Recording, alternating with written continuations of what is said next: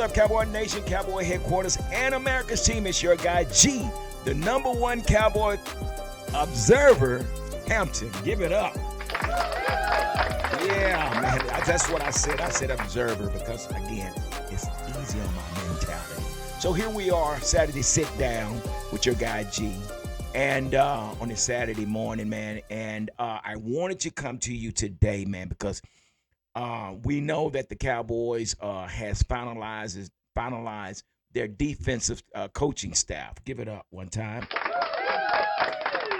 I'm going to say this. I really think Brian Schottenheimer has basically been given the keys to go out and do what he needs to do. Something like we saw Jimmy Johnson do.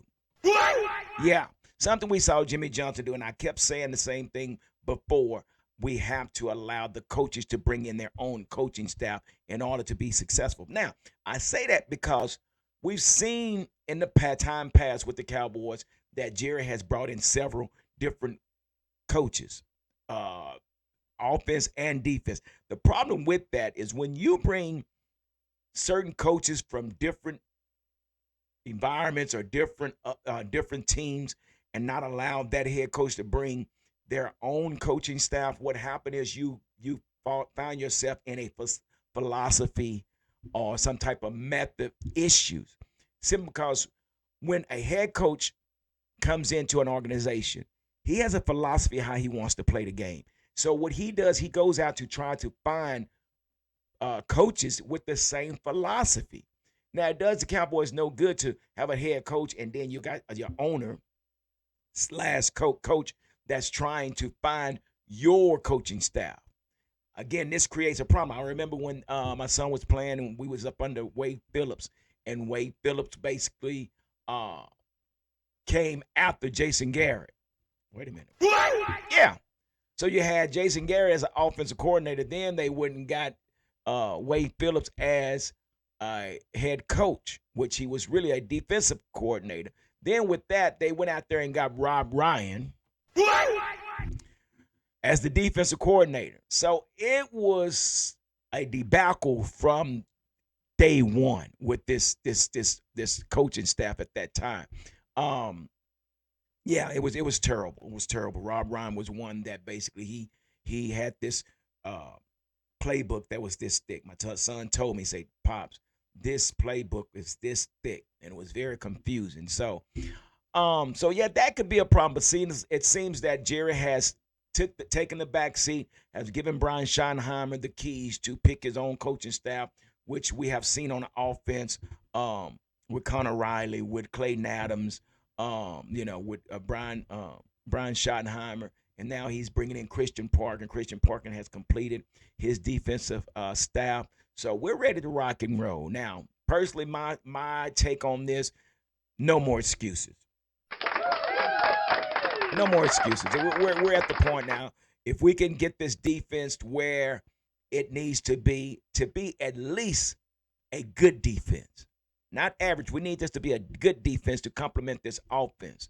Then maybe we can probably find ourselves in a situation to be above 500 because it's 7-8-1 is just not. That's not acceptable. Okay, it's just not acceptable for what we have. But I want to get into this today as we get ready for some off-season moves through free agency, through the draft that's coming up in a few months. But I personally want to get on here and give you it's early. God, mustache all jacked up and everything. I hadn't shaved anything, but I was so excited because I want to give you my take on this draft. Now, we're not going to talk about the offense. We kind of know what's in place at the offense. We've got a couple of free agents we need to re-sign and things like that. But let's talk about this defense and what the defense will look like under Christian Parker. Now, let me say this about Christian Parker. Christian Parker, basically, he doesn't do a bunch of pre-snap movement or motions and things like that. His defense is basically set up in a 3-4 base, and he will slide a line back up to create a 4-3 front line. a defense, either or. But what he does, his base is out of 3-4. Now, with that being said, and I know guys gonna probably have some issues with what I have to say, but again, this is the Cowboy Huddle podcast where we come together in the huddle and talk about our Cowboys. Now, this is just my opinion. This is what I'm doing when it comes to this draft. Now, we know there's certain positions that we need to look at on this defensive side of the ball. We're looking at the safeties. Yeah, we definitely need some we need some help with the safety position. And some are still talking about the cornerback position. Personally, when I look at the cornerback position, I look at the cornerback position, not as bad as we think it is. I just don't think it is, but we can go into the draft and draft the cornerback if need be. But then we're also talking about the linebacker position. Now, when I say that, I'm going to share with you my take on this defense. And again, if we as a defense can do this the right way, I think we'll be okay. And I say that to say, when we draft, let's draft players that's going to grow with this defense. Too many times we have brought in free agents that's been here 1 year, 2 year, then we get rid of them, then we're starting over again. This draft, I'm looking at drafting high IQ individuals, athletic individuals that's going to come in and make a difference or contribution to the defense. Now, I say that because I'm thinking when we do this draft, I'm drafting high in this 2026 draft. And I know you're probably wondering, where am I going with this? Well, where I'm going with this is my first 2 picks is going to be defensive players. Now, you're probably saying on the G, what defensive players are you looking at? My defensive players that I'm looking for and I'm looking at for the 2026 draft is pass rushers. That's what I said. I'm going pass rushers. I'm going pass rusher. And the reason I say that, you know what makes a good defensive back? Great pass rushers. Now, I'm going to say this. I know that it's not fair to the players from last year being up under this terrible, terrible, terrible, terrible defense that we had to witness on last year. And it's not fair to the players. And I don't want to criticize any of the players because it's not fair. I think they still deserve a chance to prove themselves to Christian Parker. But at the same time, our greatest need is at this defensive end position. Now, I say that because the ones that we have, I really don't think they're going to measure up. Now, what I just said before, I said that Christian Parker base is a 3-4. Now, when we're looking at a defensive 3-4 or a 3-4 defense, and we're looking at the defensive ends, they can be 6'1", 248 pounds, or 245, 248 pounds. That's not going to work. Now, in time past, when I witnessed Wade Phillips' defense, Rob Ryan's defense, and they ran the 3-4 as well, your defensive ends had to be at least 6'5", 260 to 280. Yeah. You can't come in here with these little speedsters. Now, what this says about Ezraku, I don't know what that's going to mean. Maybe he'll get in on some pass rushing. But you're 3-4. You're going to need some size at this defensive end. Now, these individuals that I'm showing you and I'm going to share with you today, these individuals actually fit the defense. These guys here. And the guys that I have here, they are listed as edge rushers. But before I get into these edge rushers, now there's 2 players that we just cannot pass up on. We cannot pass up. Again, when we talk about this defense is set up at 3-4, that slide a linebacker down or something to where create a 4-3 look or whatever. But then also with that, once that ball is snapped, Christian Parker is bringing linebackers through gaps, outside gaps, and just a lot of confusion look for the offense. So with that being said, that's why I had to go this route. So I'm going to share with you. But the first 2 players that you cannot miss out on, and I don't think this first player is going to be there, is Arvell Reese. And again, our picks are number 12 and the 20th pick. We have the 12th pick and we have the 20th pick. Now, it depends on how this works. If the draft starts off with several or many offensive players and a few defensive players, because I'm going to tell you right now, I already know that Reuben Bain Jr. is going to probably go early. David Bailey is going to probably go early. Those are going to be two of the two top defensive players. Reckham check. I got to say that. Reckham check to David Bailey. He beat my son's record. My son had 12 sacks for the season. This guy, I think he had 14 or 16 sacks. So big shout out to you, David Bailey. Give it up for David Bailey. So we know that that's going to happen. But again, we don't know what this draft is going to look like. We know that the quarterback from Indiana is going to probably be the first pick. But it just depends. So if things work out like we want them to work out, coming to that 12 pick, we might be okay. But if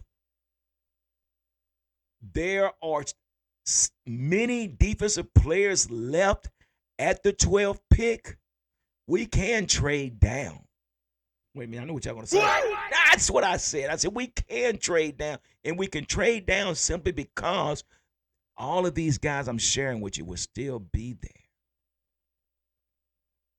I know you probably say, well, you don't trade. But again, you're going to get these second pick. So the ones that you probably could get in your first pick, you could probably get in your second pick if these players are still there at the time. Now, these individuals that I'm going to share with you guys, I'm going to tell you, I'm going to put the link down below in the comment, and I want you to go look for yourself.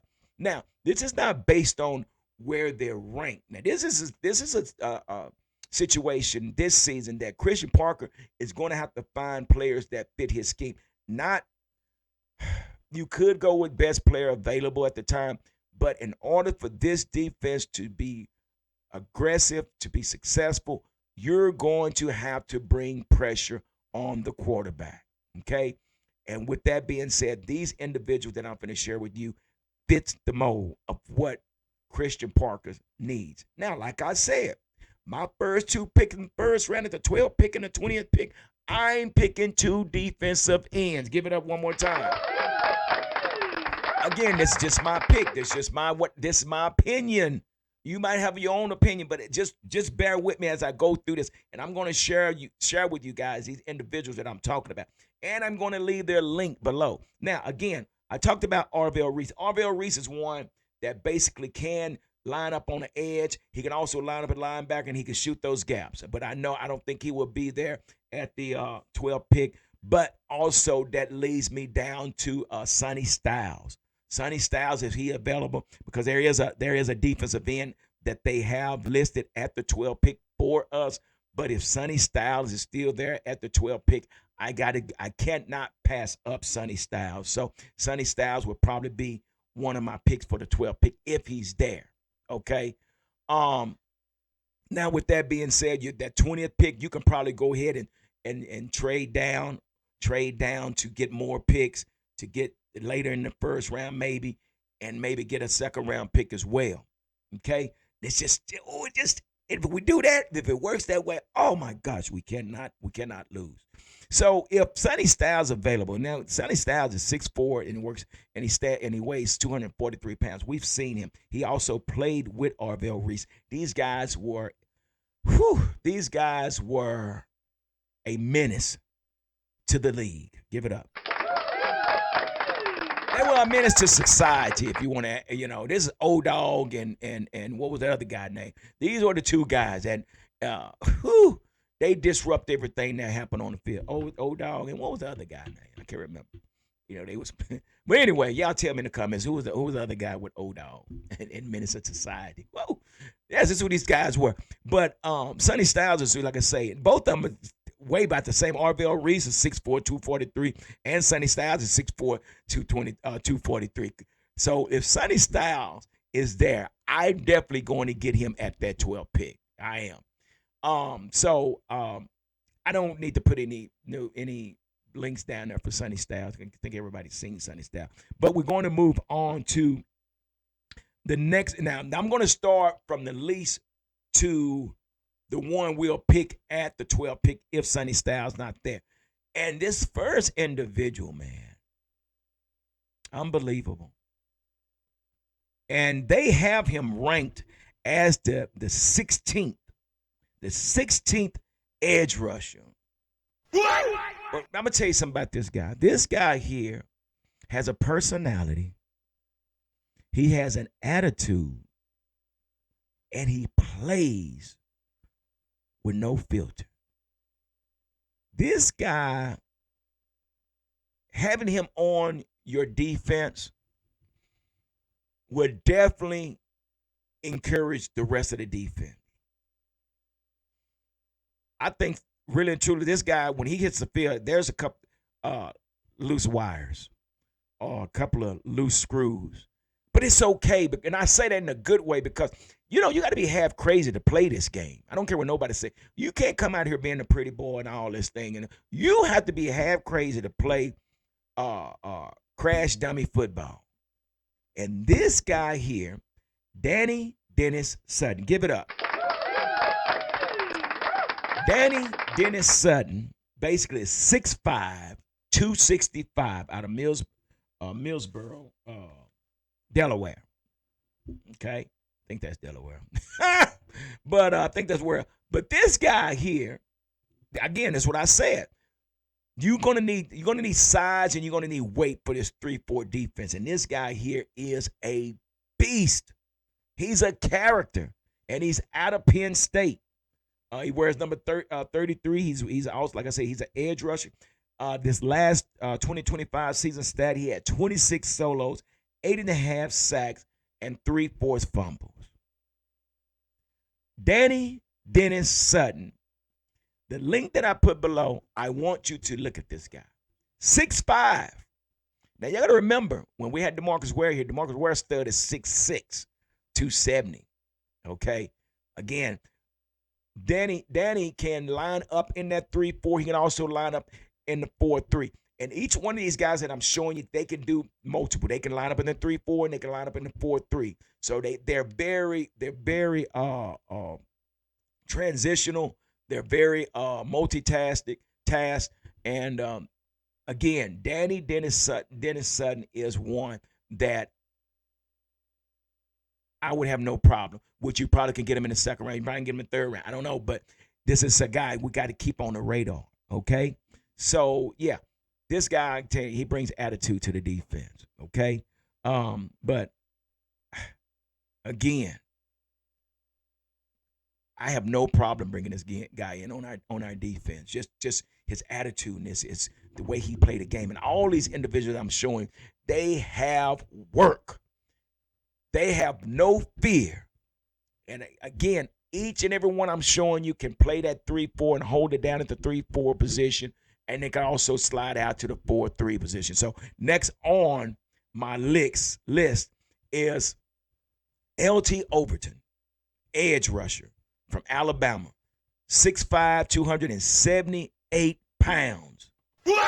278 pounds. Now, he's 6'5". Again, I done told you why we need this. You got to be able to hold down the edge, but at the same time, you're going to have to be able to fight off those tackles at the same time. So you're getting 2 for 1. The guy can hold down. He can hold down the run game, but he also can pass rush at the same time. And these are the guys that I'm showing. So L.T. Overton is from Alabama. Over there is experience. He's a versatile pass rusher with his size and power, and he's very, very, very athletic. Give it up. I'm not telling you what I heard. I'm telling you what I know and what I've seen. And when you watch the clip of these guys, you're going to say the same thing. Now, I know there's some big time mainstream media that's going to voice your opinion. I understand we just a little bit, but I'm going to tell you what I know. And I've been watching this game. I've been a part of this game for a very, very long time. Again, this is just my opinion. You have yours, and I respect yours. So I just ask you to respect mine. And you can comment below. What do you think? Or how would you go about doing your draft? You might have a different way, but share with me what you would do differently. But this guy, L.T. Overton, again, is an edge rusher. He's 6'5", 278 pounds, and he's a beast. He's a beast. Oh, that's what we did on his defense. So I'm getting a little excited. But again, he's a beast, man. And I really like this guy. But going on to this next guy that's moving on up the charts, that probably be there at the time, if we on our second pick or maybe third pick, I don't know. But this next guy is Akeem Mesidor. Give it up. Come on, man. I know y'all seen this guy. This guy is straight out of Miami. He's 6'3", 280 pounds. He's 280 pounds. And he is a beast. Now, we all know that he played on the opposite side of Ruben Bain.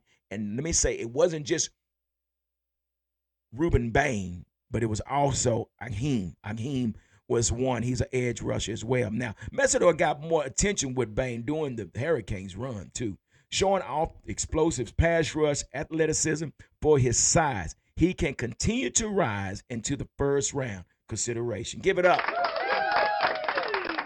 Say, again, I'm going to leave the link down below. And you go check for yourself. But, again, this is one that I really think can contribute, come in, and grow with the defense. That's what I said, grow with the defense. And, and I know we're probably thinking, maybe we can get some free agents. I'm tired of free agents. Get you some youth on this team and allow them to grow. Because right now, where it seems that Christian Parker is going to be here a while. So let's give him what the tools that he needs, not just to where we have to go next year and look for another defensive end and sign, or we're going to trade, or what we're going to do. Get your players in here this year so we can make the run in the next 4 years. Continue to build lay the foundation and build off that foundation and be successful and get back on track where we need to go. Okay. And we also got Akeem. They got him listed as the 8th edge rusher. He's one above LT Overton. So LT Overton is basically right up under him. So Akeem is 6'3", 280. LT Overton is 6'3", 278. I ain't playing with y'all today. I'm not playing with y'all. I'm basically going in, and I'm going to build this defense around some young players, and from there, we're going to get ready for the season. Now, that was who was that? That was LT Overton, and I gave you Dennis, gave you Akeem Mesidor. Man, this guy here. I'll have the link down below so you can see for yourself. You're going to say, gee, boy, you ain't playing. No, I ain't playing. These are some nasty boys. I don't know. They defense might be called nasty. Nasty boys. Woo-wee. Nasty boys. I like that. So now this individual that I'm going to share with you is probably going to be there. Now they have him listed as the 12th pick for us, as far as the top 120 players that they have projected for the 2026 draft. Now this individual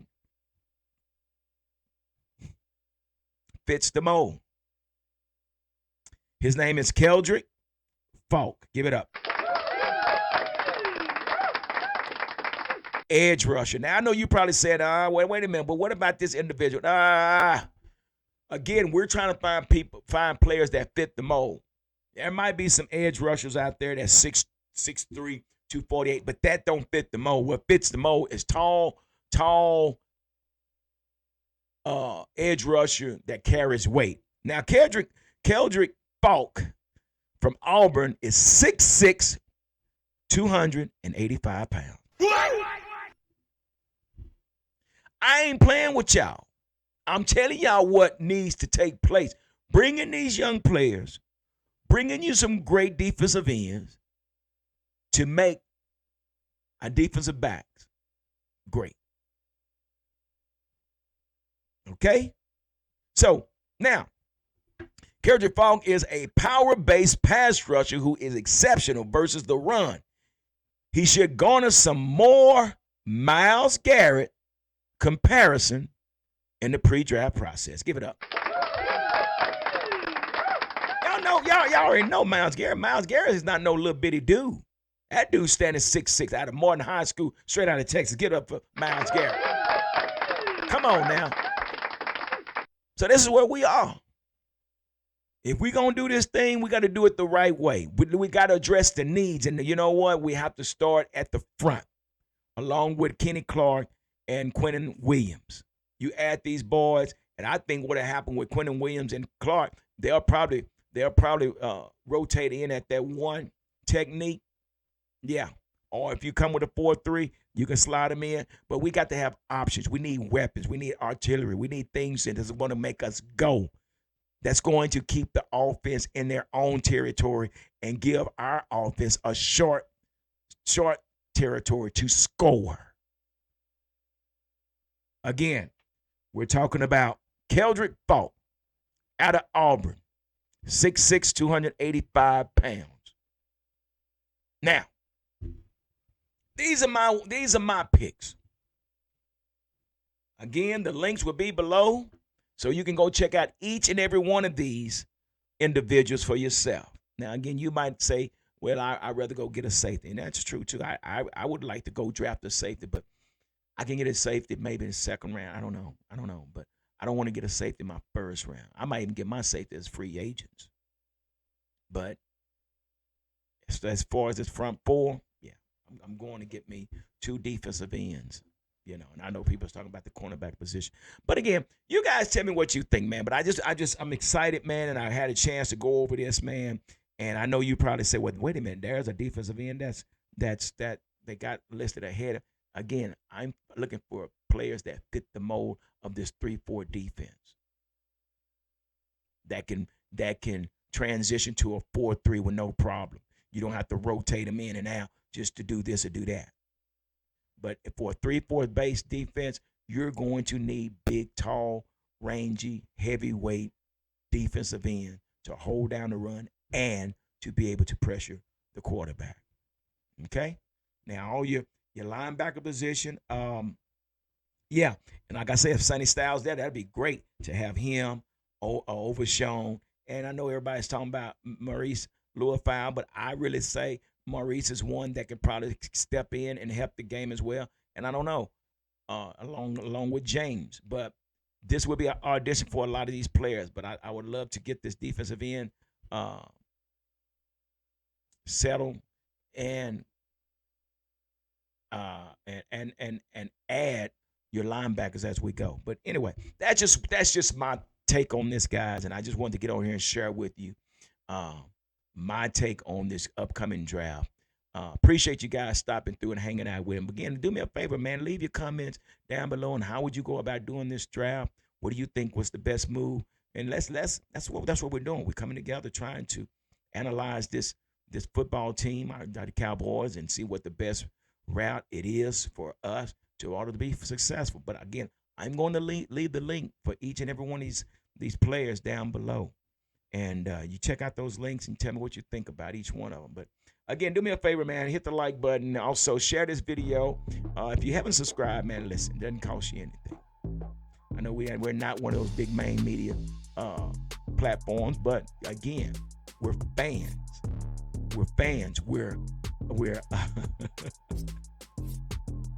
observers of our Dallas Cowboys. But again, just do me a favor. Hit that subscription button, man. Hit the subscribe button and hit the notification bell so you'll be notified when the next video is posted.